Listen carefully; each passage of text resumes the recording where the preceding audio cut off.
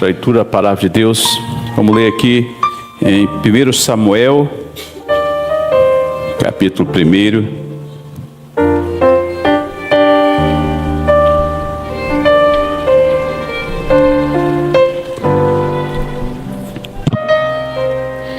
Samuel, capítulo 1.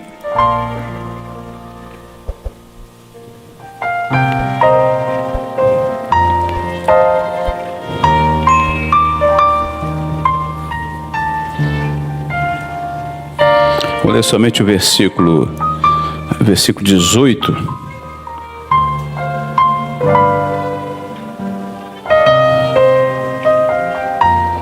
E disse ela: ache a tua serva graça em teus olhos. Assim a mulher se foi em seu caminho e comeu, e o semblante já não era triste. Amém, glória a Deus. Vamos orar ao Senhor. Senhor, clamamos pelo sangue de Jesus. Fale conosco a tua palavra. Pedimos, suplicamos em nome de Jesus. Amém. Se puder sentar, irmãos. Meus irmãos, início desse livro de Samuel fala a história de Ana. Ana, uma mulher atribulada, uma mulher que vivia a sua luta, a luta individual e a luta em que ela precisava vencer. O texto de Deus nos fala que Ana, ela queria ter um filho e não podia ter filhos. Naquela época era algo muito difícil, com certeza até hoje também deixa de ser, para aquelas que desejam e querem, né? Nós vemos que o texto dos capítulos posteriores vai falar que Israel o Senhor não se manifestava, estava sem dons, os profetas não falavam, estava em silêncio, o silêncio profético já aqui acontecendo. E nessa época, o texto diz que Ana, ela cumpriu o ritual religioso. De ano em ano, ela ia à casa do Senhor, no ritual do culto anual, a festa anual de Israel, ela ia naquela festa. E Ana participava, mas o texto diz que ela ia, ela chorava e não comia o tempo todo assim. Era um culto triste para ela, porque ela ia com um propósito somente como um ritual. Não via nada de novo. Não sabemos quantos anos Ana fez isso. Não sei quanto tempo, a Bíblia não fala quanto tempo ela ia o culto, quanto tempo ela fez aquele ritual de ir no culto, chorando, não comendo. E o texto fala que aquela tristeza de Ana, imagina só, o marido de Ana, Eucana, vendo ela triste, indo para o culto, e o texto diz que ele a amava profundamente, amava muito Ana, e via a tristeza dela e falava: Ana, por que você está triste? Eu não sou melhor que 10 filhos. Isso aqui, nós podemos ver que tem marido que se acha realmente o bom, né? Tem marido que se acha o bom, só ele, né? Eu não sou melhor que 10 filhos, mas ele não compreendia a dor da esposa. A dor dela era não ter o filho.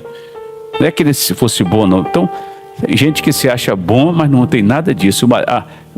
A mulher, a esposa, não estava preocupada com como é que ele a amava, atendia, estava tudo certo, mas ela queria muito mais. Tinha um propósito maior. E essa mulher, o texto diz que ela tinha um objetivo claro na sua oração. Ela queria um filho varão. Se eu quero um filho varão, porque o objetivo dessa oração é que eu possa dedicar o meu filho à sua obra, possa entregá-lo ao propósito no momento difícil de Israel. O sacerdote Eli estava ali, mas Deus não falava, porque havia um problema em Israel, problema da falta de obediência. Por isso o Senhor deixou de falar. Sempre quando o homem parte por esse caminho, Deus para de falar. Mas o texto diz que essa mulher, ela não estava preocupada com ela, mas estava preocupada com a obra de Deus. O texto diz que ela orou ao Senhor, pedindo que desse um filho, que ela ia dedicar à sua obra. Quantas irmãs nós temos visto? Eu mesmo já vi várias situações de irmãs que para a medicina era impossível ter filhos. E eu lembro de uma irmã que não teve não só um, teve 2 ainda. E o médico falou: não vai ter como não, a senhora é impossível. Mas o que é impossível para o homem é possível para Deus. Nós não estamos debaixo de diagnóstico humano. O homem pode dar o diagnóstico que for, mas a fé pode mudar qualquer diagnóstico, qualquer situação. E Ana, aqui o texto diz que ela diante daquela situação do impossível, passava lutas. E tem uma coisa, ela tinha alguém para provocá-la. Aqui diz que a outra competidora excessivamente a provocar, para embravecer. Sempre tem alguém para te provocar. Alguém que quer ver você nervoso, quer ver você sair do âmbito espiritual, quer te futucar, às vezes fazer o que sabe que você vai. O adversário usa pessoas para nos provocar. E você tem que saber nessa hora como é que você reage. Você tem que perceber com discernimento espiritual o que alguém quer te provocar. E o texto diz que provocava a Ana para embravecer. Mas Ana não ficava brava. Ela tinha um equilíbrio espiritual, embora passando essa luta, mas ela vivia ali o seguinte, era a serva de Deus, e ela vivia aquela luta na sua vida, mas é a luta que muitas vezes, eu lembro de uma irmã lá no Paraná, eu fui uma vez no Paraná, atendendo ali, orando com os irmãos. A irmã falou: pastor, minha luta é que eu sou serva de Deus, mas meu filho não vem na igreja de jeito nenhum. Meu filho, ele não quer nada com o Senhor. Mas Deus já prometeu na vida dele, a promessa. Aí sempre tinha uma vizinha que provocava, falava: você me chama para ir para a igreja, seu filho não vai? Ela falou: pastor, a luta que eu passo com aquilo ali. Imagina essa mulher. Tem muitos irmãos que passam essas lutas, né? Às vezes o irmão está desempregado e alguém pensa: mas você não crê em Deus, por que você está desempregado? Irmãos, o servo de Deus, ele enfrenta a mesma luta que as pessoas no mundo enfrentam. Você não é especial, não. A chuva vem para os bons, para os ruins, para todo mundo. Então você sofre. Agora, nessas horas, é igual os discípulos no barco, né? As ondas estavam ali, os discípulos ali desesperados: Senhor, não te dá que pereçamos. O Senhor falou: homens de pouca fé. Meus irmãos, muitas vezes nossa fé é testada nas horas mais difíceis da nossa vida. Você está diante do impossível. Possível para o homem, para quem está à sua volta. Mas Ana, ela resolveu mudar sua posição. O texto diz que ano em ano ia, chorava e não comia. O choro, e ela ficava irritada ali. O texto diz que de ano em ano, ela subia a casa do Senhor, assim a outra a irritava. A irritação que causava em Ana, ela chorava e não comia. Às vezes as pessoas se sentem menosprezadas, se sentem assim discriminadas. E esse choro de Ana, o choro de ela no canto chorando, podemos imaginar uma pessoa chegando aqui chorando: eu sou discriminada, Deus me deixou. E ela só chegava no culto, chorava e não comia. O marido tentando agradá-la, mas não tinha jeito. E o texto diz que Ana vivia assim, a vida dela era esse. Eu me lembro de uma irmã na igreja que eu era pastor, que eu queria entender o choro daquela irmã. Ela sempre depressiva, chorosa. Um dia eu fui na casa dela e perguntei: minha irmã, por que a senhora fica assim? Eu tenho que mudar essa vida da senhora, não é possível. Ela falou: pastor, eu vou confessar, eu gosto de ficar assim. Eu falei: gosta? Eu nunca vi um negócio desse. Você gostar de ficar em casa depressivo, de cama, você gosta de ficar desse jeito? Não, eu gosto. Por que você gosta, minha irmã? Pastor, é o seguinte, porque quando eu estou assim, quando eu estou meio doentinho, estou meio ruim, eu ligo para meus filhos, eles vêm na minha casa. Se eu não fizer isso, eles não vêm na minha casa não. Eu falei: minha irmã, que negócio difícil, ó. Ela só tem que ver. Você sabe que tem irmão comemorando dia de mães aí, as mães devem ser revalorizadas, e é isso mesmo. Mas tem gente que faz isso, né? Essa mulher, ela ficava em casa, e ela ligava para o filho: meu filho, eu estou ruim aqui de cama, não sei o quê. O filho chegava lá, ela gostava de... É igual aquelas crianças que às vezes a mãe passa a mão na cabeça dela e ela fala: como é que está meu filho? Eu estou ruim mesmo, eu estou doente, mamãe. Pai e mãe vai, a Lisa ali. Eu gosto, né? E tem mãe que tem essas coisas, né? Mas aqui Ana, ela tinha um projeto. Por quê? Sabe o que acontecia naquela época? As mulheres de Israel, todas esperavam a promessa do Redentor, de Jesus. Todas as mulheres esperavam que através dela nascesse Jesus. Porque a promessa de Gênesis 3,15, que da mulher nasceria aquele que esmagaria a cabeça da serpente, todas as mulheres esperavam. Todas as mulheres queriam que nascesse por ela. E Ana, com certeza, ela esperava que, quem sabe, a promessa fosse por ela, né? As mulheres de Israel esperavam isso. Mas ela muito mais. O texto diz que esse momento profético, em que Deus não falava, porque havia desobediência, o Senhor usou essa mulher para mudar Israel. O sacerdote estava ali. O texto diz que ela resolveu mudar a posição. Irmão, sabe que é muito importante você mudar a sua posição? Tem gente que está na igreja não sei quantos anos e está do mesmo jeito, vai e volta, não acontece nada de novo. O pastor, o pregador que prega lá, ele não me empolga. Aí, imagina, eu estava pregando a semana retrasada, pregando para os irmãos, que Paulo pregou, Eutico dormiu, caiu da janela ainda e teve que morrer. Paulo teve que ressuscitar Eutico ali. E era Paulo que pregava, hein? Não é nenhum aqui pastor, né? Nenhum Tiago aí, né? O Paulo, né? Luiz Eugênio, quem pregava era Paulo. E ele dormiu, cochilou, caiu e morreu ainda lá de cima. Paulo pregando. Paulo teve que ir lá. Imagina, às vezes as pessoas, elas reclamam da sua vida, mas elas não fazem nenhuma ação para mudar. Eu sempre lembro o jovem que ele falou: pastor, eu fiz a prova para a polícia militar, fiquei reprovado a primeira prova, fiz a segunda, fiquei reprovado, e na terceira que fui descobrir porque que eu fiquei reprovado. Eu falei: o que houve, meu irmão? Não, eu descobri o seguinte, que eu orava, jejuava, fazia madrugada, fazia tudo, só não estudava, né, pastor? Mas não vai ficar reprovado sempre. Existem situações que você precisa mudar de posição. Se você ficar nos cantinhos chorando, eu sou uma pessoa que ninguém liga para mim. Eu não chegava no culto e ficava chorando. O texto diz que chorava e não comia, fazia greve de fome. Tem uns que fazem greve de fome ainda. Aquela cara feia com fome ali, não sei o quê. Eu não fazia isso, não acontecia nada. Meus irmãos, precisou ela mudar de posição. Não é o culto religioso ali que ia fazer uma mudança na vida. É ela que tinha que mudar. Às vezes ela podia pensar: o sacerdote é ruim, eu vou lá naquele culto, não adianta nada. Meus irmãos, às vezes precisamos mudar de posição. Se você não mudar, nada vai acontecer. O texto diz que Ana resolveu orar. Não, eu vou parar. O marido dela falou com ela: Ana, eu sou melhor, por acaso eu não sou melhor que 10 filhos, mas muda. Ela tem, até certo ponto, ouviu o marido também, porque ela foi, o texto diz aqui no versículo, a partir do verso 12, que ela perseverando, ela em oração perante o Senhor, Eli fez atenção à sua boca. E Eli fez atenção à sua boca, ela mexia só os lábios, não falava nada. Eli falou: a senhora por acaso está embriagada? Falou: não, eu estou aflita, eu estou angustiada. Meus irmãos, às vezes, o importante é que Eli estava numa situação difícil espiritual, mas ela não desprezou o pastor dela, o sacerdote. Ela falou: esse sacerdote está ruim espiritualmente. Não, ela respeitou. E é importante você respeitar a liderança, que você pode até não gostar, mas você respeitar. Ela respeitou. Ela falou: não, a tua serva está atribulada. E o texto diz que o texto que lemos, e ela acha a tua serva graça em teus olhos.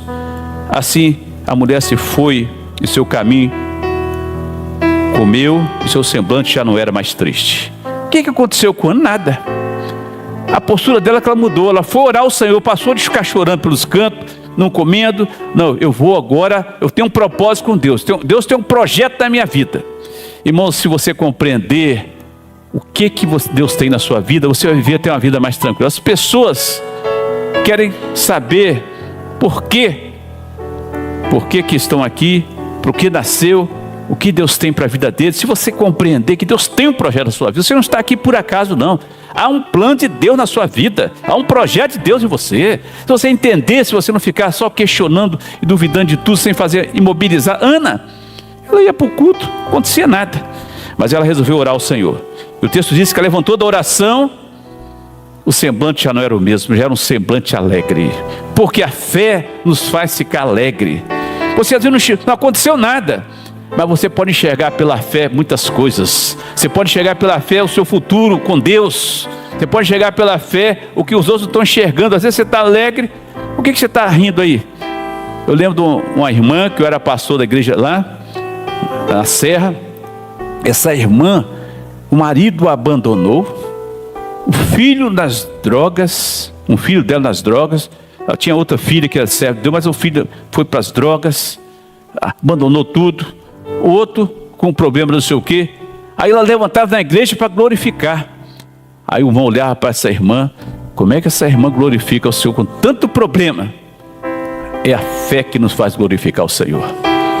Às vezes não está vendo nada, mas pela fé você está enxergando. E aquela irmã enxergou pela fé, tanto é que Deus operou depois na vida dela. Meus irmãos, se você enxergar pela fé as coisas, você vai glorificar a Deus. Você não vai ficar uma vida triste, uma vida de crente. É meio que é crente triste, crente só para baixo, só questionando tudo. Às vezes nós pensamos: não, aquilo ali é impossível. Mas você nem pediu, você não fez nada. Você não fez nada e está achando que é impossível as coisas. Às vezes, o texto diz que Ana, a sua adversária, a provocava constantemente, mas ela não aceitou a provocação. Sabe o que acontece? Muitas vezes nós entramos em situações difíceis porque aceitamos a provocação. Alguém nos provocou, nós caímos naquele caminho da provocação e você fica na dificuldade. Existe coisas, se você evitar de entrar, você vai evitar problema na sua vida. Tem gente para te provocar, tem gente querendo tirar a sua bênção. Mas você vai, eu não vou aceitar essa provocação. Isso aí vai trazer problema. Você está vendo, meus irmãos, se você ficar aceitando as afrontas, você não vai conseguir viver em paz, não. Tem gente que não vive em paz, que aceita a afronta. Vem alguém afronta e ele vai ali, entra naquela situação. Nós vemos o seguinte, às vezes o silêncio é importante. O silêncio, como diz aqui, o silêncio é o idioma dos sábios. Tem horas que tem que ficar em silêncio, que não vale a pena você entrar. A palavra de Deus diz que o tolo, ele vê a dificuldade, a luta, a briga, ele entra na luta também. Agora o sábio vai e desvia dela. Meus irmãos, nessa hora, Ana, ela falou: Senhor, a oração era objetiva. Eu sei, não adianta você orar. Tem gente que ora por tudo que tem motivo. Não, ela pediu, Senhor, eu quero um filho varão. E o texto diz que ela levantou e o semblante já não era o mesmo. Meus irmãos, as nossas vitórias são com lutas, com choro. O texto diz que ela chorou, ela orou, renunciou até o filho. Não, o filho darei para a tua obra, Senhor. As nossas vitórias são com lutas, com choro, com renúncia, mas o nome do Senhor é glorificado em nossas vidas. Você não está aqui por acaso. As suas vitórias na presença de Deus são com lutas, batalhas que Ana enfrentou também. Ana enfrentou essas batalhas, renunciou. Não, Senhor, eu vou entregar para ti isso aí. Senhor, chorou. Luta solitária, luta que parece que não tinha jeito. Não, isso aí é impossível, não tem como. Mas há um Deus que está olhando para você com misericórdia. Você pode ter o olhar, você pode estar triste, mas o Senhor quer que se levante alegre diante dele, sabendo que ele é o Deus do impossível. O que é impossível para os homens é possível para Deus. Ana, ela levantou alegre. O texto diz que ela não está mais triste. E veja só, Ana nem grávida estava indo, mas já estava alegre, porque ela sabia que o Deus é um Deus que responde a nossa oração. É um Deus que não está impassível, está ali. Não, o Senhor é o Deus da misericórdia. E nós vemos aqui, irmãos, que Ana, ela, depois daquela vitória, com o nascimento de Samuel, ela entregou ao Senhor e ela fez um gesto de gratidão. A nossa vida precisa ter gratidão. Às vezes o Senhor sabe que eu estava conversando com a irmã numa igreja que eu era muitos anos atrás, quando uma igreja aqui em Vila Velha. E essa irmã, eu falei: minha irmã, pastor, eu estou pedindo, eu não estou vendo a resposta, está acontecendo. Eu falei: minha irmã, o Senhor revelou que a senhora precisa ser grata a Ele. Seja grata ao Senhor. Mas como que eu vou agradecer? O Senhor quer a gratidão no seu coração. Meus irmãos, a gratidão pode mudar muitas coisas também. O Senhor vai dar mais. Sabe por quê? Ana, quando ela agradeceu, o texto diz que ela fez um cântico de gratidão ao Senhor. E o que aconteceu? Ela pediu um filho. O texto diz aqui no 21, versículo 21, capítulo 2.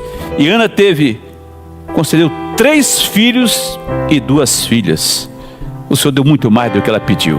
Deus tem muito mais para nos dar do que nós queremos, viu? Se você ter fé, se você confiar, Senhor, nada vai me entristecer. Eu vou levantar alegre na tua presença, glorificar o teu nome, porque eu sei que meu Redentor vive. Ana pode fazer isso, e ela pode levantar alegre. Meus irmãos, aparentemente, talvez você está com problema, você não tem nem motivo para se alegrar nessa hora. Não adianta não. Eu acho que o negócio está difícil.